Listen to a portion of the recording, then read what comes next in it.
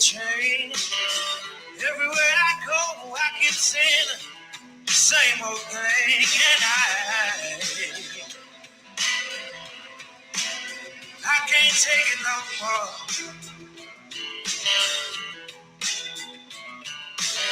Well, I would leave this town, but I ain't got nowhere else to go now. Wake up in the morning, more bad news in life. Sometimes I feel like I was on the news. What's going on, everybody? Hi, everyone. Welcome. I caught you mid-sip. Sorry, bro. You did. I was like... Welcome. Another exciting show. We got Bart Swab in the house this evening. Yes, sir. This is going to be a good one right here. Yeah, talk a little saltwater fishing, taking over for Dustin Nichols. Yeah. But we're out to saving some parts. yeah. We'll not dive too far into it. We'll save a little for Dustin. But yeah, man, we got Bart. You got anything before we kick off, man? No, I've been looking forward to talking to Bart for quite some time. This is for anybody, most of you guys are bass guys and some of you aren't, but this is gonna be interesting. He chases a lot of good fish that is outside of your box. I guess I could say, I mean, some people think outside the box or think inside. I don't. He ain't fishing for what we fish for. Let's just say that. Wow. I like it. Yeah. Well, let's get him in here before you start stumbling too far over your words. Yeah, no kidding, dude. Please. What's up, Bart? Welcome, man. Welcome. How you doing this evening? Good. Yourself, man? Good. I'm trying to recoup from a trip down South Florida, staying up all night, but chasing snook. But except for that, I'm getting back on my feet. It's been a couple of days now, so I'm starting to feel back to normal. Sounds like nice. A rough life, man. It's rough. I'm praying for you. Yeah, the first charter back was like the next morning, and I just take the guys out, and it was like a good morning because I still had good steam behind me, I guess, from the trip. So it was like a good morning. The fish were biting pretty good, and things went our way. But the very next morning, which I thought maybe I'd be more rested after a day, but I guess I was maybe hitting that slump or something. But I just got out there. The fish aren't biting. I'm just it was one of those trips where you're just kind of man, I hope something goes our way eventually this spring. But that's the name of the game sometimes, right? It was just kind of funny that 2 days later that not only did the fish decide to shut down on me, but so did my push, I guess. Right on. Well, how you doing, man? I mean, have you you're down in Florida, have you been affected by these hurricanes at all? Everybody safe? No, we're totally good. I some of my friends live out there in the affected area, so I'm wishing those guys the best. David Roberts, which is on the Jackson kayak team with me, he was just out here joining me at Snooktopia down in Jupiter, Florida, and he literally drove home to be in that. So I mean, he got home days before that hit. So I'm wishing Dave the best. But he works at at one of the gas plants out there. So I think that those places are probably one of the more safer places to be during something like that. Right on. Well, that's good, man. Glad to hear you're safe. Everybody's well down there. Yeah, what's kind of weird about those storms is you always hope that they kind of skirt the coast and go back out into the ocean. That's the best case scenario because then the surfers are happy, and then also the fish seem to react really well to that in Florida. So we'll get those tropical depressions, tropical waves that come through, and when we had that really bad one that hit a few years ago right there in I think it was Ivan, and then we had another one hit right after that. Something about when they hit right there, the snook up here on the northeast coast, just when you get those tropical, they just really fire up. It is flipping a switch, literally. You can go out and count on those days when that storm was within what your horizontal line, that's where they will definitely get fired up during that time period. So that's Nice. always something to kind of like, of course you're wishing the best for everyone around you, but when they pass by, you're like, all right, time to grab the rod and go. Nice. Yeah, wasn't there just like somebody like reporting in Louisiana and there's a guy right behind him fishing? Like, I think there's a guy like literally fishing, in the backdrop. Everyone's like, "Hey." The first snook that I've caught in St. Augustine was actually on during Hurricane Charlie when it came over top of us. We went down to a little dam that was flowing into a small pond, basically a retention pond in a neighborhood, and we were casting in that, basically like how you do it bass fishing or something, and throwing paddle tails in there, some Z-Man paddle tails, and picked up like a nice little 20-inch snook. I mean, that's not the monsters, but still, when you're well north, because like I live in St. Augustine, which is basically, I'm about, if you're driving on 995, about an hour south of Georgia line, just to kind of get everybody that's not familiar with the area.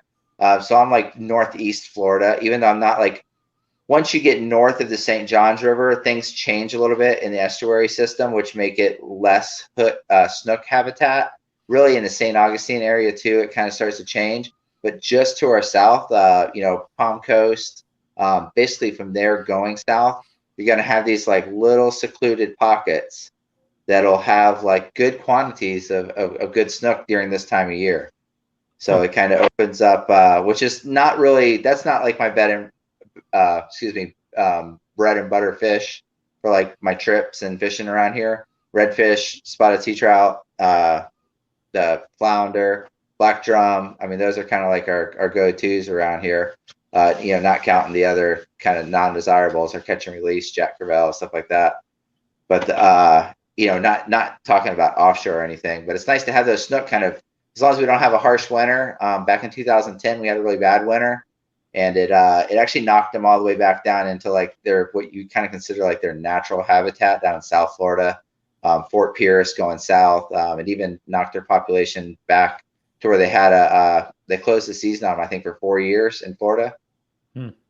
So I mean, that's been, obviously all those years ago, but in 10 years, we haven't had another bad winter. We did have a couple of cold snaps that caused some snook kill-offs, but without having those snook kill-offs and having the warm winters and a plethora of bait up in our area, we have a lot of shrimp. We have a lot of other crustaceans. We have mullet, mud minnows. So there's like no shortage of bait, unlike some of the other more populated for snook areas down south that have a lot of snook, but the bait's kind of like a little bit more scarce than it is up here.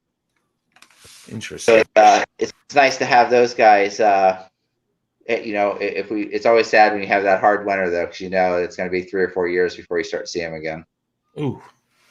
Yeah, and when you're throwing for them, like, are you, because you referenced just like bass fishing using a paddle tail, are you trying to like match the hatch, or are you like me where you're like, well, I'm gonna throw white and then I'm gonna try black, and then we're gonna see like what fits in between if that don't work? Yeah, that's you just described my fishing technique right there too. Except for I just leave the white on, to be honest. When I'm going for snook, I'm like, I've caught so many good snook on white paddle tails. I like the Z-Man. I'm sure there's a lot of other brands that work. I've had good luck on the egret Mambo mullet. So there's like, but that white just seems to be like, I mean, chartreuse works well. I mean, there's a lot of other colors you can catch them on, but there's something about that white. And that's for like, what's weird is like up here, I can go out for a day up here in Northeast Florida and actually catch more snook than I catch when I go down in South Florida. But when I go down there, I don't go for 20 to 25-inch snook. When I go down there, I'm going for like 20 to 25 pound snook. Yeah. So and what does that equate to, like inches wise? Is that 40 to 50? Yeah, you're getting up there. Like we kind of have like a 40-incher clubs, kind of like what you shoot for. We don't with those big ones like that, especially with the protection that they have now.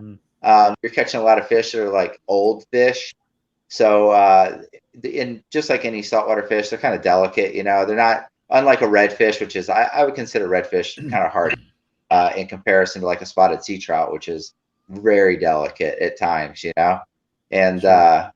the snook are kind of like right. I'd say they're right there at the spotted sea trout, maybe a little bit more hardy, but they give so much in the fight that when you get them in, a lot of times we just, you slide them up on the board. It's 43, 44. You just kind of like, he's over 40. Boom, get him back in. Yeah. Or we do the tape in the water thing too. Gotcha. Did you like revive them too, like they do with muskies? Yeah. Yep. Oh, go ahead. No, I was gonna say that was the end of it. Oh, okay. So a snook, just like kind of like any saltwater fish, you can either grab them. Well, not any saltwater fish. Any saltwater fish that doesn't have teeth, you can kind of grab them by the front end, and if you're in a pedal drive or if you're in current or standing, kind of like lead them through the water. Holding them by the mouth lightly at the, basically lipping the fish. Or I find that a better method is obviously grabbing them by the tail and kind of swaying them. But pedal drives make it real nice to kind of grab them by the front and propel them a little bit. The cool thing about snook, unlike a lot of other fish, is you can let them suck on your thumb. And when you catch, like whether it's a 10-inch one or a 30-pound one, you can stick your thumb in their mouth and they'll sit there and suck on it while you have them in the water. They'll be completely revived, just basically sitting there holding on to your tongue, and you kind of like, yeah, all right, I'm gonna let them go. Boom, That's weird. Out and off you go. All of a sudden, we're gonna get emails from PETA about that, man. Yeah, well, no, I mean, when I say you're holding them well down in the water where they're breathing, and you're reviving. So it's a very not you're actually wiping less slime off of the fish by doing that method to revive them. Interesting. There we go. Those are on my bucket list. There. Yeah, those are on my bucket list for sure, man. It's I spent what was it? We went out to Tampa, Florida, and we stayed off Old Tampa Bay at this hotel. And I had this whole plan to go freshwater fishing, and where we were staying was like right off the rocks, like right off the of the bay. And I learned about the tides and everything, and I went out there with my ultralight. Dude, I brought in, I can't say I caught, but I brought in about a 30-inch snook. Nice. on 4-pound test. I'm not even kidding, dude. I fought this thing. I didn't even know what I had. He was taking line, coming back, taking line. And then I actually got him to the rocks, but I didn't really know what it was. And it was dark. And I'm like, I don't know if I can put my hand in his mouth. Good. And then he broke the line by the time I was making that decision. So with those, it kind of like when I'm going for a redfish or like not big bull reds, I might bump it up a little bit, but I'm just going for like 30 and below redfish and trout, stuff like that. I'll go like 15-20 pound test line. As far as like my fluorocarbon leader with a 10-pound test braid, just something I can reach out there with, get longer casts. Using that lighter leader, 2 to 3 foot leader, and by doing that lighter line, I'm kind of like hoping for more bites. A lot of times I'll bump down to the just to get that better presentation or whatnot. When I go for snook, I might be lazy. Like if I've been running some trips and I just have like a fresh, brand new 20-pound test leader on there, I might run it, but I always regret it because the snook have snook don't have a their mouth is a lot. They're basically like a freshwater or saltwater bass. The way their mouth structure is set up, because just kind of got some abrasion on their lips, but along their gills, along the outside. I don't know if anyone's familiar with like a croaker, how they have like that ridge going down the side there. That's actually like a razor blade for protection. And they have a really nasty one. That thing, I've had it over the years since I grew up as a kid. I've had a couple times they shake in your hands because one of the ways to not harm them is kind of slide your hand up in, not into the gills, but along that front plate right there, just to kind of subdue them without putting them in a net, just to kind of not have to put them in a net. And every once in a while they'll shake just right and catch you with that thing. But that's why 30 or 40 pound test leader is always a good bet for those guys, because it's a shame. Like you're saying there, you have a good one right up to the rocks. They get up there, they shake their head just right, and that's it. Well, I'd learned that they really like inline spinners. They like shiny stuff, and Yeah, they after I learned that they cut line, they started popping me like every time. You know. Yeah. But it got kind of expensive, so I was like, okay. You know, I was like, even when you're like, you know, I found myself running into dicks a little too often, like getting some like, you know, because when I first threw the ultralight, I just had, I think, a 1/6 ounce, you know, rooster tail, and I must have caught 3 or 4 different species like right off those rocks. And this is where this interest grew, but I just haven't had much time to get back there, you know, and explore it more. But man, I tell you what, that sounds like it is just nuts getting into a huge one. They are fun, man. When we went down to Snooktopia, we had heard that the bait situation down that way was super low, and while artificial is always an option, those big snook, they get snobby the older they get. So it's kind of, you know, if you don't have the time to invest to get out there and really like see which bucktail, which flare they're wanting, or you know which paddle tail that they're preferring. It's just been my experience. It's better to take the time to get the bait. So we took down some bait with us this year. Lucky we did, man, because we had heard that the bait situation was real rough down there. We get down there, there's absolutely almost zero bait. The first night we got out there, the one gentleman that was with us, Ben Gais, he hooked up. First one he hooked up was like a good like 42, 43 incher.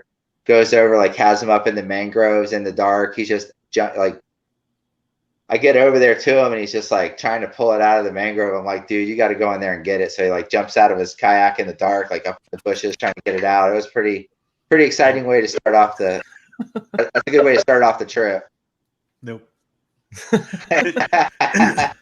I'm sending the guide. Yeah. Yeah, especially with like every other mullet that you have on is getting cut by sharks, right? Yeah, I don't know if I want to be entering the food chain. I just No. got a thing with that. I don't know. I'll pass. Yeah, it's funny because I know when you're from like inland and then you guys are like, it's all good. You go offshore, Yeah. you do this and that, and I'm like, dude, you just entered the food chain. I don't know. And then you got people who are like, yeah, just there's people that dive off kayaks and do spear fishing. I'm like, I have no interest in that at all. Yeah, none at all. I'm okay. Yeah, every once in a while you get boogered when you're out there catching bait and you're like, you're out in like waist deep water. And you're like, yeah, I don't know, man. This ain't, middle of the night. I mean, in the daytime, you already kind of feel like you're like, well, it's a daytime, so nothing's going to hurt me. But at night, it definitely has that different feel to it for sure. Yeah, I'll pass. I'll pass. But so you guide out there, right? Like, so yeah, man. Yeah. In 2011, I started up Action Kayak Adventures out of St. Augustine. Got a couple really cool places in the estuary system around here to get out and kind of disappear back into nature on kayaks. The fishing's good. I wouldn't say our red fishing is right there at the level of like some of the areas in Louisiana where it's just amazing fishing for redfish out there. But we do have our amazing days here, and we do have good red fishing. Spotted sea trout, we got good numbers, but we have some really good size. Like out of the couple places I fish, like 25, 30 inches aren't unheard of, or definitely not super uncommon out of there. Obviously those are all catch and release fish right there, but it's nice to see those kind of fish in your system that you're fishing. So there's no slot for the trout? Trout, you're allowed 1/19. Yeah. But there's definitely like a movement within the fishing community, especially within like the shallower water guys that are catching these nice trout to anything over about 20 inches, just kind of letting them go, kind of self-imposed slot on those big girls. You can catch a small one and they'll have a row system in, there'll be a row, say the size of your pinky, maybe 8 inches long, and say like an 18, 19 inch trout. And that trout's, a couple years old at that point, where like a redfish grows super fast. Like a redfish slot's like a year to like 2.5 years of its life, like not very long at all. And so a trout just grows so slow that by the time you get to like that 25 inch, 30 inch mark, you're looking at like 7, 8 year old fish. Nothing like y'all smallies up north, or, like as far as like that slow of growing, but still has that and who wants to eat a fish that's that old anyway?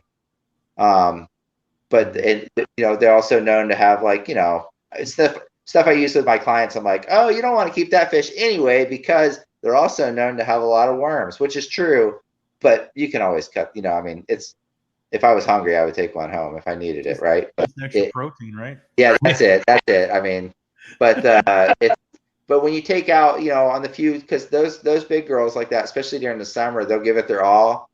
And even though I'm like, I'd like to consider myself like fairly responsible with like my out of the water time with those big ones like that. I pick it up, a couple pictures, you set them back in, and sometimes them big girls don't make it. Whether it's just a bad hookup or maybe they're hooked right in the aorta or something like that coming in, and so like we'll keep them, but like when you skin them up, man, the roe sack's like bigger than, it's like the size of two your thumbs put together. It's like 12, 18 inches long. I mean, that's a lot of roe you're taking out of the estuary system there. Yeah. Lot of baby trout that ain't going to be out there because so it just doesn't kind of make sense for multiple levels there not to keep that one. And Florida did just put some more stringent rules as far as like captains, with a no keep for captains, hire captains for it. They went for one trout over 19 per boat instead of per angler. Okay. Which, hey, I'm a kayak guide. Everyone's on their own vessel, right? So if that was important to me, I could have every one of my clients keep a 25-inch spotted sea trout. But if every one of them wanted to keep a 20-inch spotted sea trout, that's fine because they're all on their own boat. But that's kind of like one of those self-imposed. It's definitely a movement here for people doing that. So it's nice to see, because those, like a 19-inch trout, that eats well. That's a very good eating fish, especially if you just keep them real cold on ice, get them back home, and fry them up within a day or so. But those big ones are kind of mushy and a little bit fishy tasting. It's kind of like this salmon up here, like the bigger, older ones kind of get mushy and not as good, Yeah. And it's funny because sometimes I got to talk clients down from that, especially when it's like the first fish of the day. And it's like, a lot of people aren't meat hunters, but St. Augustine's like a great vacation destination. And it's it's a cool fishing destination too. I get a lot of like crossover there, right? So it's like, you get like, everyone that's just out for like a day of fishing, catch, photo, release. I get a lot of those, but then you also get the meat hunters, and it's fun to like take my business and kind of like make, help, because a lot of my clients are in that like, 50 to 65 year range right there, travelers and stuff. It's nice to kind of like bring them up to speed with like, just, what the water systems are up to, what the fishermen are, what we're trying to do with the estuary system and preservation. It's like the other day I had a young man out and I was explaining, he was up there from, Tennessee or I think Kentucky. But I was kind of going over with him, and of course this kid catches like just a beautiful, like nice, like 20, 25-inch trout, or excuse me, 25, 27-inch trout, like a real monster. After a long morning of fishing, while his freshly married wife was straight dogging him, like she was just whacking him. she could do no wrong, man. This boy's just like catching fish, and he's fishing hard, and then finally like sticks that nice trout. I take the photos of him. And I'm like, all right, man, let's get this. And he's like, oh, this is definitely a release one, because I'd already had to talk with him and everything, So we get it back in the water. And then he went like back to back to back, 3 nice trout, like just boom, Nice. boom, boom.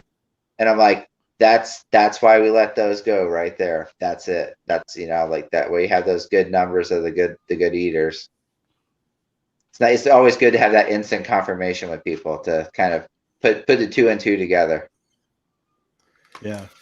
That's cool, man. Well, like backing up a little bit, man. So what, we're talking about your guide service and everything. Like what drove you to start that? Was it just like you had some buddies that kept asking you to take them out and show them the ropes, or was it something that like just kind of happened by coincidence, or how did that all form? Yeah, I was doing a lot of canoe paddling, and then I had like an old beat up ocean from like back in the day that I like just beat around in. And I had sold my boat and was just getting like super into my canoeing, man. Like I was like, to be honest, I was kind of feeling like there's not a lot of purist canoers around Florida unless you like search them out, right? And Okay. I'm not shout people type person, so like I was not like looking for that group, but I was kind of feeling like, well, maybe this could be for me because I was like really feeling the paddling thing. And the whole time that's happening was like right during the, like when things were like super good in the economy to when things were like super bad, 2007, 2008, 2009. And then I was just like, got rid of my boat, got super into it. And the whole time, my buddy that's James Dumas that runs Drum Man Charters out of St. Augustine here, his business was kind of like growing during a recession. So I was like, and he's the whole time like, hey man, you should pick up a boat, bro. Like my business is picking up, man. Like it's kind of a good thing. And I mean, we fished all the time, and I was just like, nah, bro. Like you know me, man. My passion's getting into like paddling aspect. I'm like, I don't feel it. And I remember the first time he said to me, like, he's like, Bart, man, why don't you start a kayak guide business then? I actually laughed at him, like, totally was just like, dude, nobody's going to pay me to take them out on a kayak and go kayak fishing once, let alone like a business where people like come and go and like tell people. And it was weird because like we had that conversation. I laughed at it that night. That was probably around maybe 2009 or so, maybe 2010. And then in 2000, well, yeah, it was 2010, late 2010. I was just like, I was out fishing at night. I caught a snook at night up here by my house.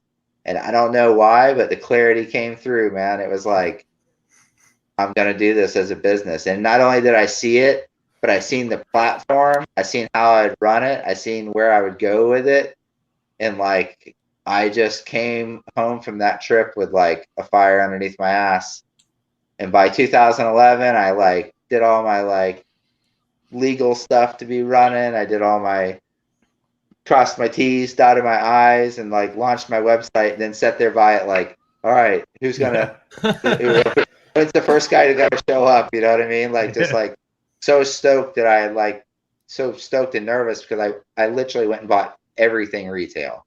Like I like I went and bought all my kayaks retail. I went and bought all brand new fishing rods retail. I went and got like, so it was like I dumped some money on something that was just kind of like right in the middle of a recession. So I'm like I'm already like fully hurting too, you know? So it was like, it was weird for me to like have that and like be willing to throw as much money at as I did, which is in the world of like starting a new business isn't nothing compared to Right. brick and mortar or something like that, you know, but still. And then like 2 weeks later, man, I got my first phone call. Guy shows up with like dang like Malone with the nice bike tires on it, like this like unbelievable bike like trailer that he's got, like every device you could ever want on you. I mean, literally, I only have one or two kayaks show up like that a year, but this guy like shows up with like everything so nice on his kayak. I was like, oh god dang, you know, like I'm glad he didn't have to use mine, you know. You'd be like, you mind if I make a couple of changes on yours? Yeah, right. So like we go out and go fishing. I take this. I mean, literally my first client ever, man. And I take this guy out fishing, and we're 3 hours in, and like I'm on like I knew what I was starting, man. I'd been out fishing my ass off, trying to make sure I was on the fish. And I took this guy out fishing for 3.5 hours, and yeah, it was one of those trips. Oh, And yeah, just like it taught me about being a guide, like right off the bat, you know, like you're a guide, a safe, positive approach is way more important than a lot of other aspects that you would think. Because my passion is putting people on fish. Like I love to see a tight line. Like, I mean, I was just down in South Florida helping a boy out do some offshore guiding, and like we were chasing down sailfish and stuff, like watching clients here, like with redfish going underneath their kayaks, like underneath their dry. I mean, that stuff gets me pumped like unbelievable. So it's just kind of like you don't know if you're going to be like able to sustain that or like feel it. So it's nice to get into a business where like that stoke that I started with. I'm at the end of this year, I'll be going into my 10th year. So why this year did start off rocky for everybody. Sure. I was closed for 2.5 months, and but it's just crazy to be at like almost 10 years and still have that stoke going. I mean, I just took vacation. What did I do? I invited 30 people on their kayaks to go down and go snook fishing with me down in Jupiter. It's just the stoke kind of caught me, and that night when I was out fishing, and just didn't seem to hasn't left yet. That's awesome. Yeah, that sounds, man. Me and you have talked offline before, but you didn't mention tarpon. Yeah, man. Yeah, we got our tarpon are seasonal up here, but we do have I got basically like 2 different things that I do for tarpon. One is like tarpon, like you see on TV, where you're like, oh my God, I can't believe that fish is that big. Those are, those aren't easy trips. Those, some trips you might get a couple bites. Some trips you might not get a bite. I mean, you're looking for a big fish. It's trophy fish fishing, man. It is what it is. I do have a couple lockdown techniques. I mean, when you're launching off the beach and you can see them flying out of the water out there, blowing up on mullet pods, which is coming our way right here in these next couple weeks. That makes it like where you're pretty pumped up to get out there. But there's a few other techniques that are more subtle that you use to, float baits. Which I had luck doing both techniques last year. Last year was a real good year for me, for those guys. And then, kind of a more like, hey, you want to go catch a tarpon and you normally fish for bass? All right, let's go down here. Cause I'll go back into these basically it's, they're called mosquito canals down here. It's basically water control canals where they've, and this is south of St. Augustine, but there's these it's basically like a grid system of canals cut through the marsh. And the snook, the small snook love it down there, man. I mean, I say small, like 32 inches and under. A lot around that 15 to 25 inch range. But on light tackle and the kayaks, and it's like the boats, the boats don't, a lot of the motor boats, the stink boats can't really get back in there unless it's like a little micro skiff or something. So it's kind of like, it's cool, Max. It's like you got the little snook back in there, and then you also have these like juvenile tarpon that are like right in that pound up to like 15 pounds. Yeah, so those are like super fun to catch, and you can actually go jump 3 or 4 or 6 or 10 in a morning, opposed to like trophy hunting a big one. Yeah. So and now I did take my buddy up in there on fly a couple years back, and we rolled around one of the corners, and there was like a 60-pounder back in there. And the 30-second fight that my buddy had with him on fly was super awesome. Oh, I bet. Yeah, until it like launched over by some mangrove, like not mangroves, but it's not mangroves along there. It's those invasive Brazilian peppers. Yeah, but they're evasive, but man, the snook and the juvenile tarpon love to hide up underneath them. They're great structure. So that's another thing you offer them, like some fly fishing out there. Like, do you provide like a fly rod if they need one and everything? Yeah. I got I run a BBK with a sage on it. I mean, I've definitely I've got some really nice fly equipment as far as what I picked up over the years. I just try to now keeping it like super looking nice, like some of these fly guys that show up to go on trips with me, man, they got some really nice rods that are super clean. I'm like, no, man, you gotta look at mine. It's been out here in the mud for the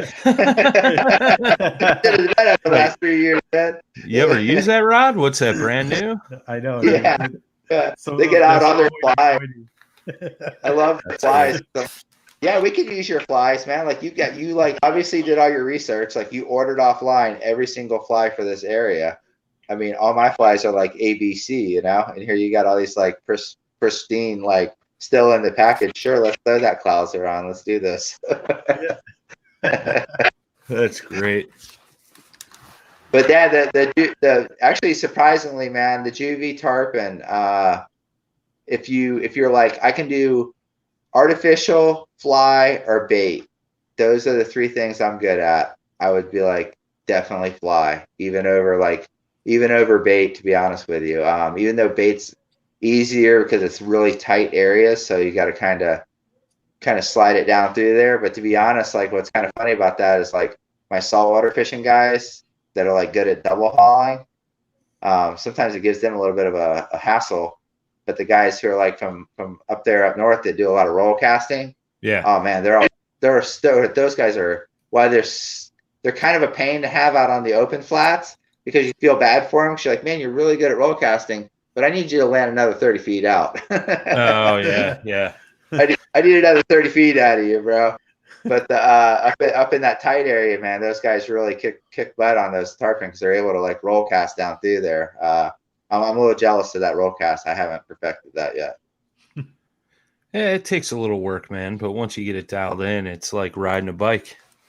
Yeah, some of the guys I watch do it, I'm like, man, I wish I could do it half that smooth, you know. Yeah. But but they watch it. I got a good double haul, you know. There you go. Watching when you watch a red trying to slip away from you at 20 yards, you're like, oh no, you're not getting away, man. So what's a double haul to everybody who doesn't know? So it's just a kind of like a way that you, instead of just kind of holding the fly line as you work the rod, it's a loading the rod system. As the rod loads, you give a timely pull on the line. And as it goes back, you kind of follow it. You can either let out a little bit of line, or as the rod loads to go forward again, you kind of pull on it. And then that'll give like your rod's already loading slowly from the back, and then as you start to lay it out front, that extra pull at the right time just loads that rod so nice and smoothly that it will sling that line out in front of you, so you get that nice slingshot projection of it. When done properly, I mean, that's how you can go from having like, you know, say 25, 30 feet of line out to having 70 foot of line out in that last layout if you do it right. Watching some of the old timers do it is definitely, if you're playing around on YouTube trying to learn how to do it, watch the old timers, because a lot of the young people, we work so hard for it, you know, might still achieve it, but you watch somebody like Lefty or just some of those like old time guys that are just unbelievably good at it. They're just like boom, boom. I mean, it's almost like so effortless. You're like 70 feet, like he's all the way to the backing on just that. I don't spend enough time to get to that level, but you know, it's important to get out there, you know, that 40 feet or so at times. Yeah, that sounds. Speaking of some like fly fishing, kind of actually something I got coming up this next week is we get extreme high tides during the fall. And what that does, it causes a flood tide. Of course, this happens kind of like basically starting around here, St. Augustine, and goes all the way up into the Carolinas. And once it floods that grass, you get the redfish move up into new areas. Normally don't have water. And really, for our redfish, if you like the sight fish redfish and you really like to fly fish, that is the time to come. That is just such a cool fishery, because basically it's like you're hunting. You get on the kayaks, you cover distance, you're looking in the grass floods, and there's like these little snails that are up in there, little periwinkle snails, and also some like little black crabs that crawl up on the stalks.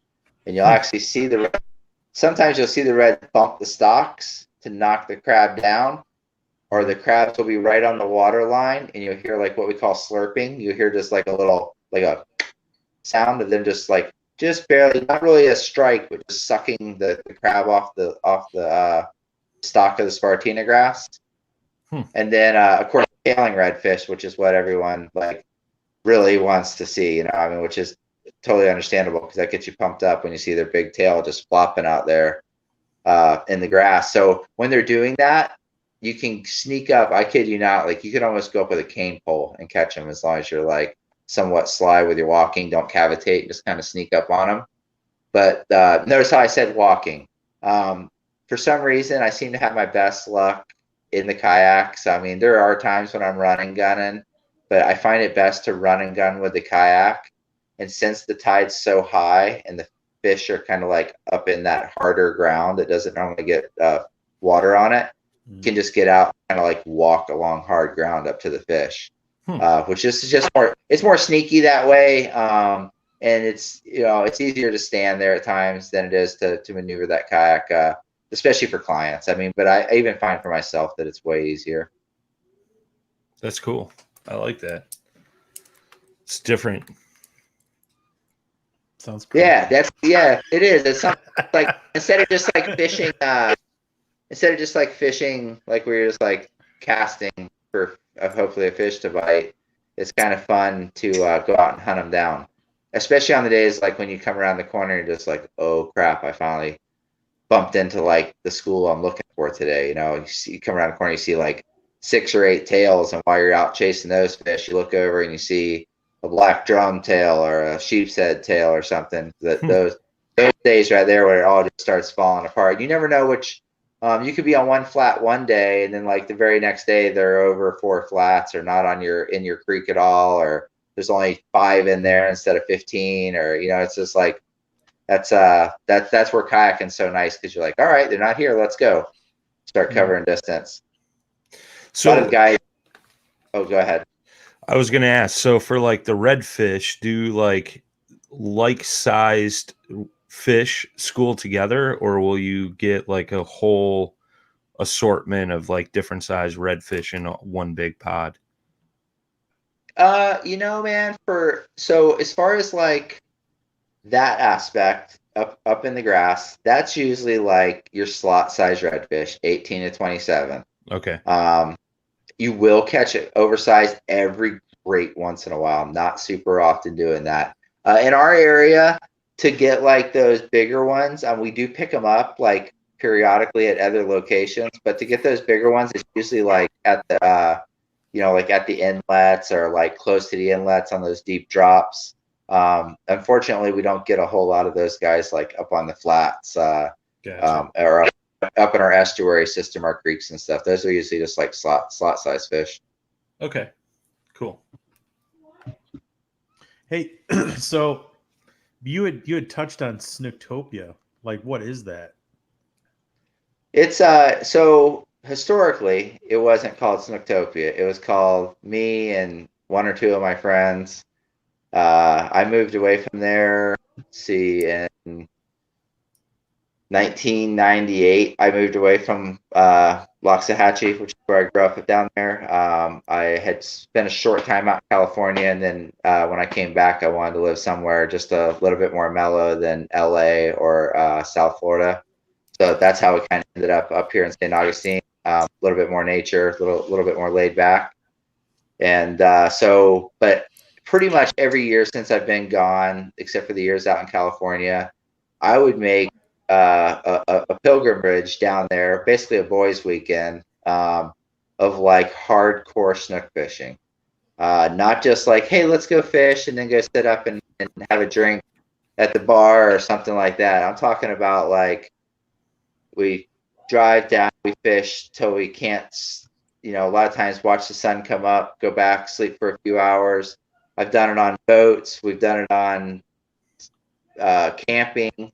This year with everything going on this year, we decided Airbnb.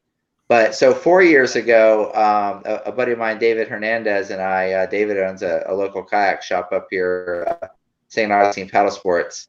David and I were just like, I'd taken him a couple of times down there, and he's like, man, we should, like that idea, that's a good idea. We should invite the community. So I decided to invite everybody down. We've had anywhere from like, I think the first year we had maybe 15 or 20 people. I think last year we had a little bit better turnout than even maybe this year. This year we did have a really good turnout, but last year was just epic. Last year we had That the picture that you're showing right now is actually from this year. That was my lucky over 40 that I got this year. That's crazy. That fish there, when he actually kind of, sorry to jump subject here, but that fish there, when he struck, he actually ran about 50 yards of line off, and this is like 65-pound test braid with the drag set. Like, you can't set it too heavy, because if you lock it down too heavy, they kind of have a little bit of a paper mouth. Not as bad as a trout, but they do have a little bit of paper mouth. But he ran over and jumped in through a dock at like a good 50 yards away from where he was hooked. So he's a good 75 yards away from me at that point. I didn't think I was going to catch that fish when I seen him jump in the dock light. But I was stoked, man. He turned and he made the mistake of hooking back out onto the flat. And even in the dark, when I seen him doing that, I was like, that's I love to have my paddle craft with me, but that's where it was just so nice to have pedal. And I took my Kusa FD and just started just trying to pull him out towards the channel there, just to keep him away from the structure. That's crazy. That's a big. But it's fun, man. It's kind of difficult to catch bait down there. There are a couple different techniques, but I just like to make it real. It was important to me to make it not like an official. It's an official event, but it's not like, I don't want to have people have to keep up with timelines or anything, because that's the way I always did it. I fished as hard as I could, and then I slept, and then I fished as hard as I could. So once we kind of got that theme going the first couple years, some of these younger guys get stupid with it, man. I mean, they're sending me pictures at 5:30, 6 o'clock in the morning, sun's coming up and they're on fire right now. It's really cool just to share that stoke and to see everybody. Because if it was a tournament or something, people would be maybe being secretive or not being as sharing as we try to make the event. And the one year the fish were closer to the inlet. This year they were further in the backwater. It was just nice to be able to try to lead people in the right direction to make that magic happen. That's cool. That sounds like we got to go to Snooktopia. I've been talking to Bart a long time about this. I'm I just haven't made my way out there, but I know we would have the time of our life out there. Plus, Bart's a good dude. I mean, it would be an easy hangout, type fishing situation. Oh yeah. There's I enjoy chasing fish all over Florida, man. I like to go dabble a little bit with that offshore stuff, chase after sailfish and kingfish. We have a decent kingfish bite off the beach right here in St. Augustine. It's just not a favorite fish of mine to really target. They're fun. They're just not, they don't taste really good. And if you're going to catch them, they're not a catch and release fish really. Because they have nasty teeth. They got nasty teeth, and it's kind of by the time you catch them properly, they usually are about dead when you land them anyway, because that's just the way they fight. That's how those pelagic type, they just give it their all while they're out there. Yeah, that's cool. That's super cool, man. Well, we're winding down here, man. Winding up. Sorry. Yeah, Winding up. Chug. Oh man, fishing until the middle of the night, and that's it, huh? Yeah. I like it. Well, hey, I'll go ahead and throw out my plug. I am on because a lot of guys, if we're watching on here, social media. So Action Kayak Adventures is my company name. Action Kayak Adventures on with underscore between the words is my Instagram. And then actionkayakadventures.com if you want to check out my website and kind of see what I'm all about. Nice. Cool, man. Yeah. You know what? Me and Brian, we'll get in touch with you, man, because we need to go on a trip anyway. It's been a minute. Yeah. It's been kind of a weird year for that. But, man, if you just get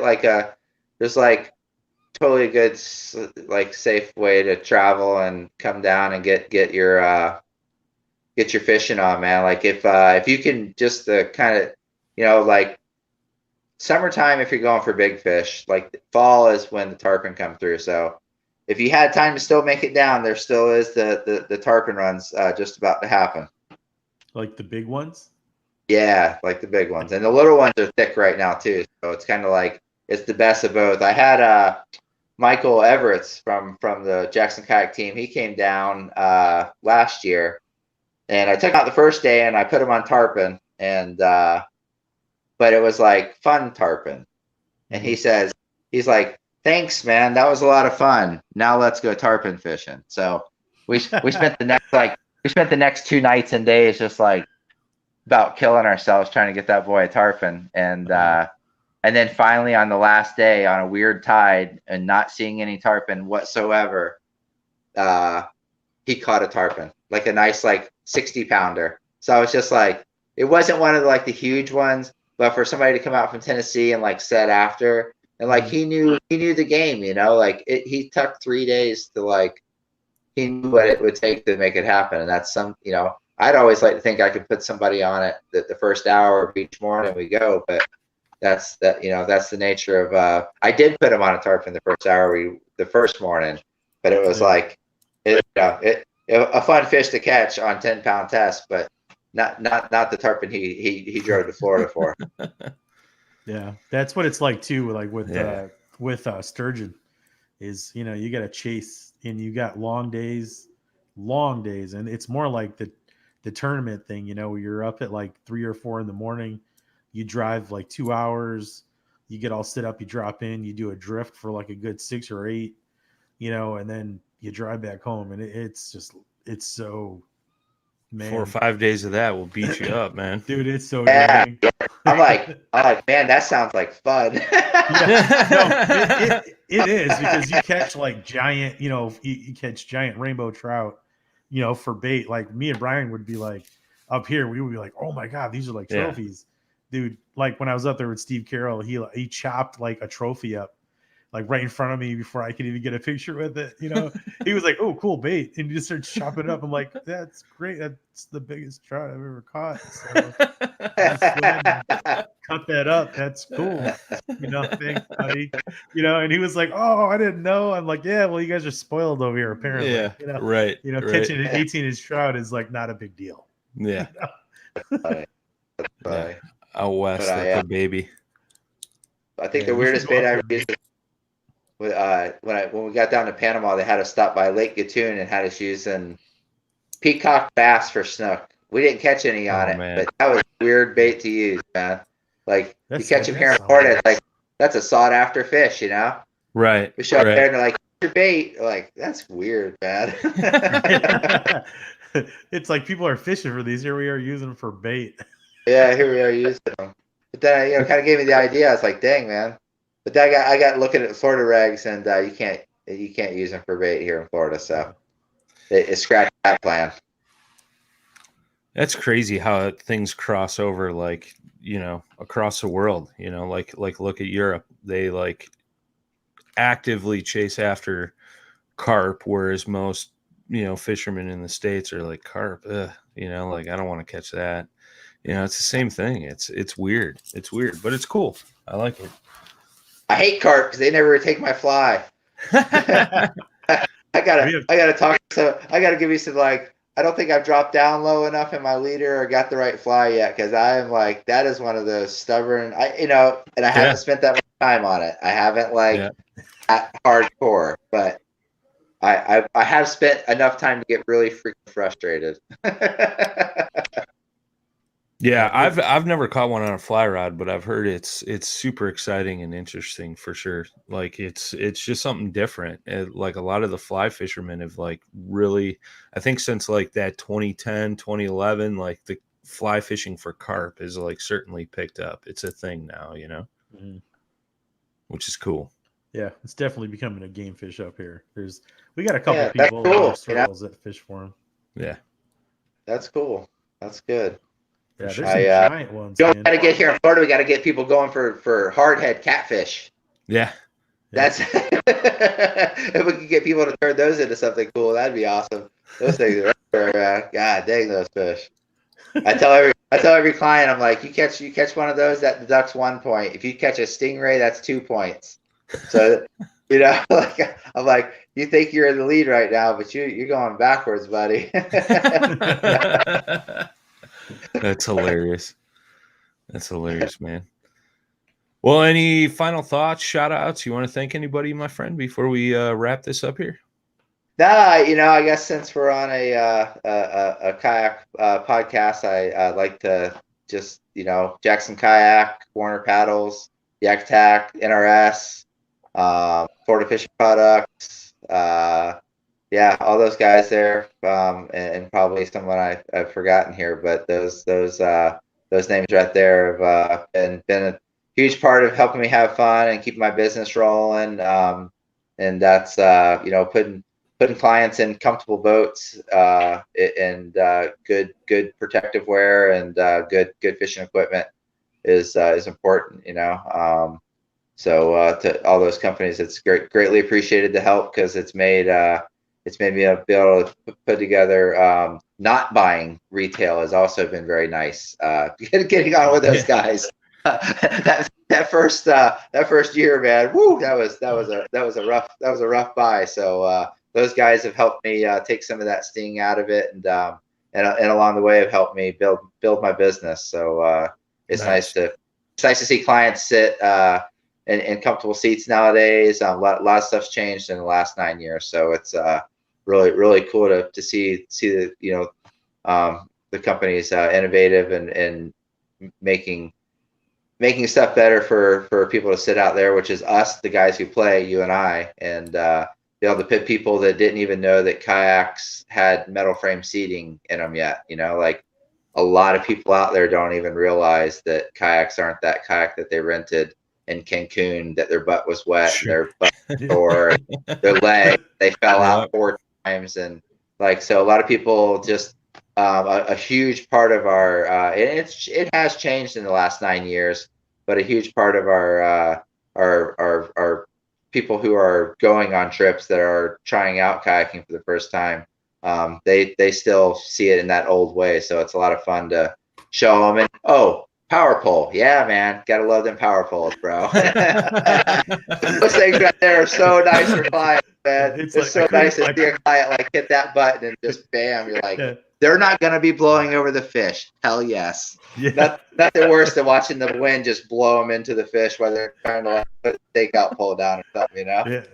That's hilarious. That's awesome. Well, guys, I appreciate you guys having me on tonight. Absolutely. Good. Yeah. No. I know our boy Dustin Nichols is going to be hounding you down. He wants to get you on his segment, man. He's a good dude. Oh, awesome. You guys have to come out here and do come out here and do a live show right here. We'll get some on the water action going. There you go. I like the sounds of that. I know. We'll definitely talk. Nice. Well, right on. Thanks everybody for tuning in to another great episode. Hope you enjoyed hearing from Bart and about his guide service down there in Florida. Be sure to check him out.